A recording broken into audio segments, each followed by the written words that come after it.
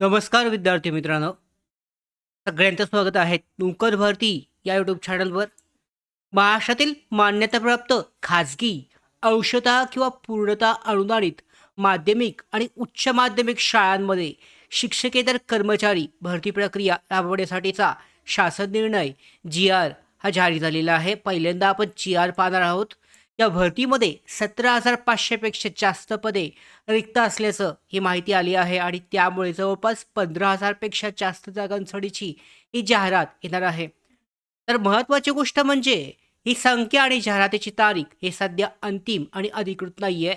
तरीसुद्धा ही जी महत्त्वाचा जो शासन निर्णय जी-आर जारी झालेला आहे, सगळ्यात पहिल्यांदा हा जी-आर पाहून घेऊयात आणि त्याच्यामध्ये ती शैक्षणिक पात्रता कोणकोणत्या पदासाठीची कशी आहे याबाबतची माहिती आजच्या व्हिडिओमध्ये जाणून घेऊयात.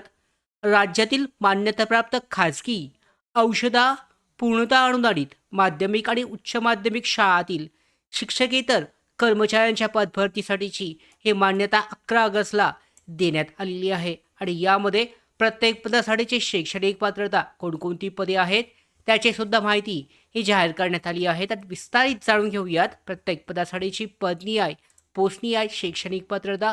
तर यामध्ये सर्वात महत्त्वाची गोष्ट म्हणजे संख्या आणि जाहिरात जी आहे ही लवकरच निश्चित होईल. तर या भरतीमध्ये कोणकोणती पदे असतील आणि त्यासाठीची पात्रता ही काय असणार आहे, ही माहिती सविस्तर जाणून घेऊयात. सगळ्यात पहिल्यांदा जे पद आहे कनिष्ठ लिपिक. तर या पदासाठी तुम्ही पाहिलं तर सर्वात महत्त्वाचं पद म्हणजे कनिष्ठ लिपिक असणार आहे. माध्यमिक शाळा, उच्च माध्यमिक शाळांमध्ये शिक्षकेतर कर्मचारी या पदासाठी उमेदवारांकडे मान्यताप्राप्त विद्यापीठाची कोणत्याही शाखेतील पदवी ही असणं आवश्यक असल्याचं यामध्ये अपडेट आहे. म्हणजे यामध्ये शासन निर्णयामध्ये पात्रता देण्यात आली आहे. त्याचबरोबर टंकलेखनाची पात्रता सुद्धा महत्त्वाची आहे. मराठी टंकलेखन 30 शब्द प्रति मिनिट किंवा इंग्रजी टंकलेखनासाठी 40 शब्द प्रति मिनिट अशी पात्रता आहे. म्हणजेच पदवीसोबत मराठी किंवा इंग्रजी यापैकी एका भाषेतील टंकलेखन प्रमाणपत्राची आवश्यकता ही असणार आहे यासाठी अर्ज करताना. आणखी एक महत्त्वाची गोष्ट म्हणजे कनिष्ठ लिपिक पदावरून पुढे अनुभव आणि पदोन्नतीच्या माध्यमातून वरिष्ठ लिपिक आणि त्यानंतरनं प्रमुख लिपिक पदावर जाण्याची संधीसुद्धा ही असू शकते. त्यामुळे पदवीधारक उमेदवारासाठी हे पद विशेष महत्त्वाचं ठरू शकतं. आता दुसरं पद जे आहे पूर्णवेळ ग्रंथपाल. तर दुसऱ्या पदासाठी महत्त्वाचं म्हणजे पूर्णवेळ ग्रंथपाल या पदासाठी पुस्तकालय व विज्ञानाशी संबंधित पात्रता ही आवश्यक असणार आहे.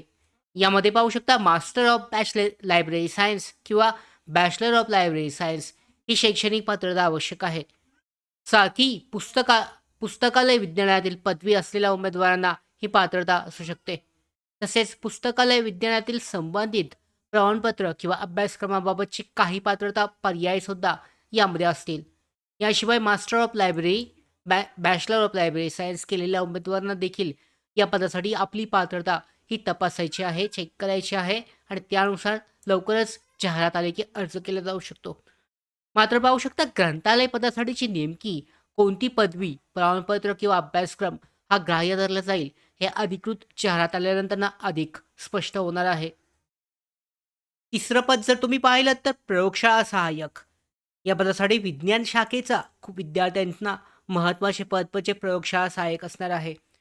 या पदासाठीची शैक्षणिक पात्रता 10वी किंवा कोणत्याही शाखेतील 12वी पुरेशी नसल्याचं सांगितलं जात आहे.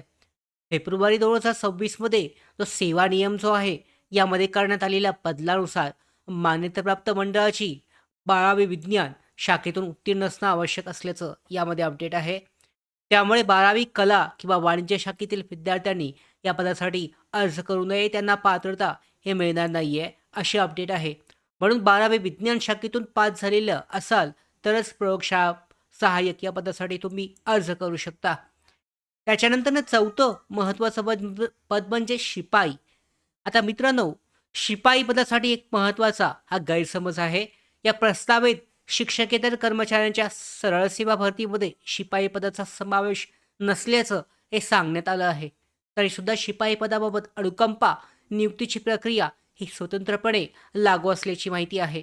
म्हणून पाहू शकता फक्त 12वी पास आहात म्हणून या भरतीमध्ये शिपाई पदासाठीची जाहिरात येईल असं सध्या तरी समजू नका. यामध्ये शिपाई पदासाठी जाहिरात येईल का नाही हे अद्यापही स्पष्ट नाही आहे.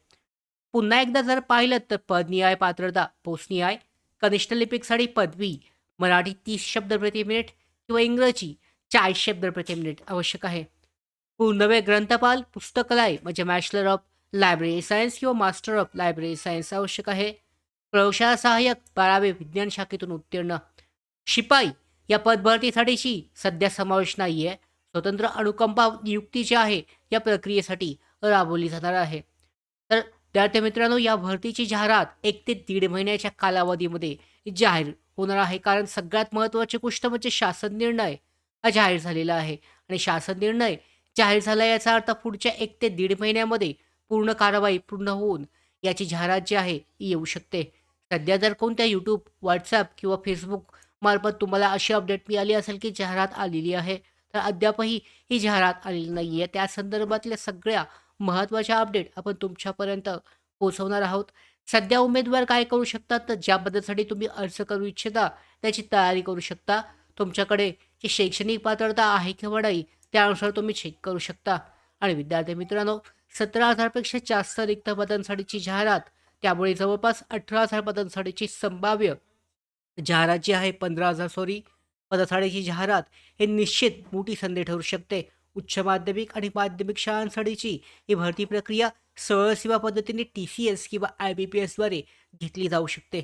या संदर्भात लवकरच पुढच्या 10 ते 15 दिवसामध्ये महत्त्वाचे अपडेट ही येण्याची शक्यता आहे. सध्या तुम्ही या शासन निर्णय अधिकृत आहे हा सुद्धा चेक करू शकता. या भरती प्रक्रियेसंदर्भातल्या त्याचबरोबर शासकीय सरळ सेवा भरतीच्या अशा सगळ्या महत्त्वाच्या अपडेट मिळवण्यासाठी नोकर भारतीच्या यूट्यूब चॅनलला सबस्क्राईब करा. धन्यवाद.